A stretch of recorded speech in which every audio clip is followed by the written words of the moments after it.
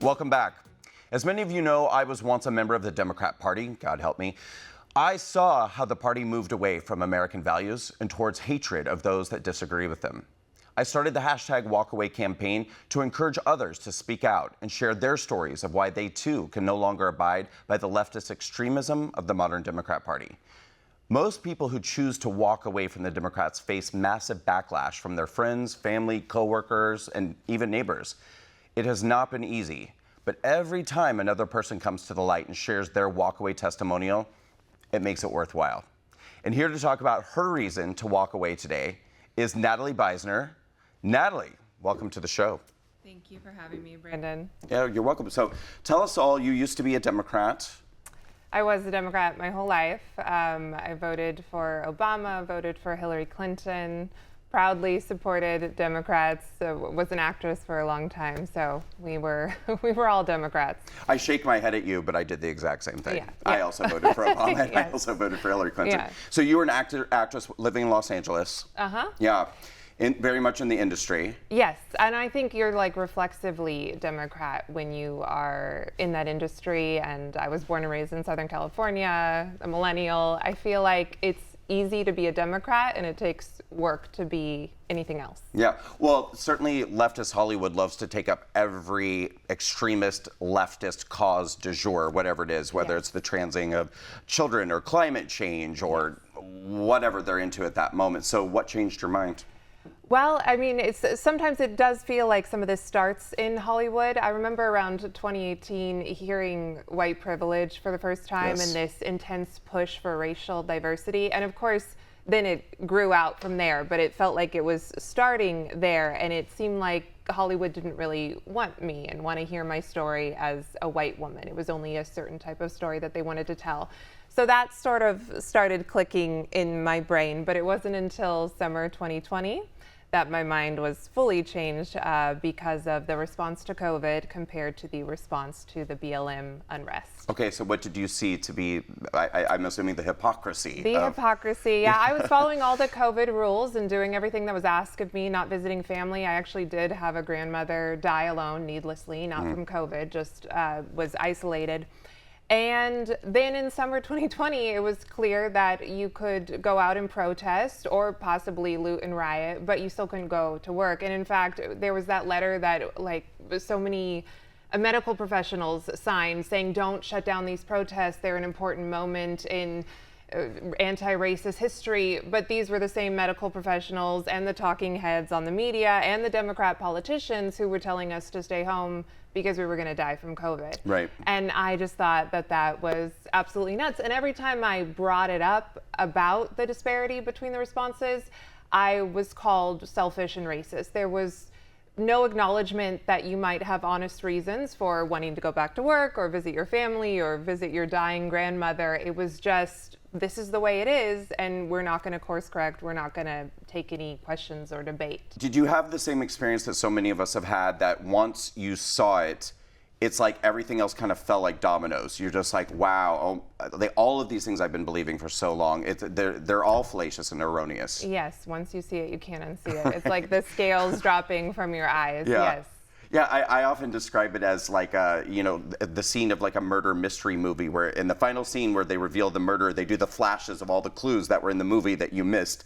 It's sort of like that's what happens. You're like, you see it, you're like, oh wow, everything I believed was just a part of this sort of leftist lie. Yeah, in a lot of ways. Absolutely. It all comes tumbling down. But there are these little seeds that are planted, which is why it's so important to speak up and tell your story, because I think back about all the people in my life who were sane, like my father, who was a Trump supporter, which I didn't really understand at the time, but I loved him anyway. And they planted these seeds that took years to come to fruition, Right. but eventually they did. Yeah. Well, see, what I think is really cool now, too, is, when I started WalkAway almost 7 years ago now, 6.5, 7 years ago, people sharing their stories and speaking out, I mean, it was very cataclysmic to people's lives. I mean, really, truly, people were losing friends, family, job opportunities. Like we said, it still has that effect now. I wouldn't want to undersell that, but I will say that it seems like to a certain degree, it's almost become cool, sort of, to leave the Democrat Party and to speak out about it. And we look now, even in the 2024 campaign cycle, Trump embraced Tulsi Gabbard, RFK Jr., Elon Musk, all of these people who sort of have walkaway stories of their own. Now we're seeing all these people getting confirmed into his cabinet. Look how far we've come. Absolutely. With the walkaway movement. Yeah. What do you think about that? And even his own vice president compared him to Hitler at one time. So maybe not necessarily a former Democrat, or possibly, I'm not sure what Vance was, but he was definitely anti-Trump. And we have truly become the big tent where very forgiving. Trump himself is very forgiving, and that's what I experienced, and I'm sure you experienced the same when I did walk away. That it's just a welcome. It's not necessarily vindictive or why did it take you so long to get here. And yeah, we are becoming the cool kids, you know? Yeah. Everyone is a former Democrat, and he's put together the largest big tent cabinet that we've ever seen. And I think the Democrats hate that because these are all former Democrats that they would have embraced 5 or 10 years ago. And it is resonating with America. I mean, when we were just naming some of the polling, the exit polling earlier, and you look at 20% of the Hispanic community ended up leaving the left and coming over and voting on the right. 3% of the black community, 7% of young people, something like 10% of Indian Americans. So we're seeing it a lot with the minority communities too, which doesn't surprise me because I think that the left has for so long manipulated these people and lied and deceived them. They're getting it. I mean, what do you think is the cause of that? Well, I think the Democrats were vocal about the fact that they thought that once America became a minority white country, it was going to become more and more blue. They said that out loud. They bragged about it, and I think they thought they had it in the bag.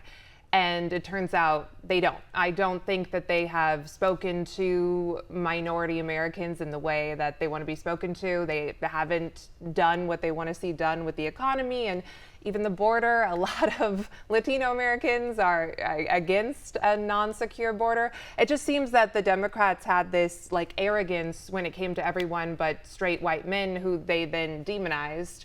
So how are they going to win elections? I think they're out of touch with the American people and arrogant. Don't you think there's a condescension though too, and that a lot of these minorities are seeing it? Don't you think there's this sort of like talking down to black people, talking down to Hispanic people? And I think a lot of them have woke up. People don't want to feel disempowered by anybody, especially the political party that they support. I think a lot of people are saying these guys are treating us like we're children.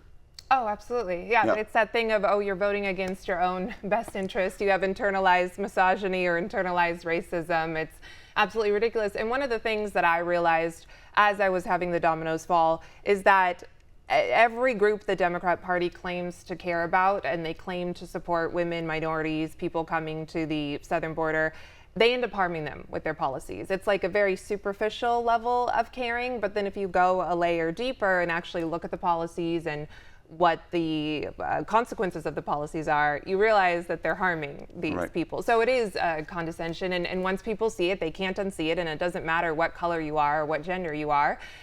You realize that these people aren't actually helping you in the long run. I mean, they talk about how long have Black Americans voted for the Democrat Party by astronomical percentages, and what has it gotten Black Americans to be so chained to the Democrat Party? Have gotten much worse in that community for a long time, and I think now we're going to see that improve. We have to leave it there. But thank you so much for walking away, sharing your story. It went mega viral on social media. That's when I met you, and Natalie is now a part of the Walkaway campaign team officially. Tell people how they can find you and follow you.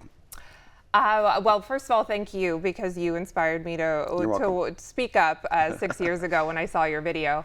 I'm on X, I'm on Instagram, basically anywhere Natalie Beisner, you will find me. And that's your handle, your name? NJ Beisner, Natalie Jean Beisner sometimes. I didn't make it easy, but if you type in Natalie Beisner, I'm there speaking. Yeah. Awesome. Thanks so much, Natalie. And coming up, we have a special nightcap on the show, Headline Roulette, with the Daily Signal's Tony Kennett. Stick around.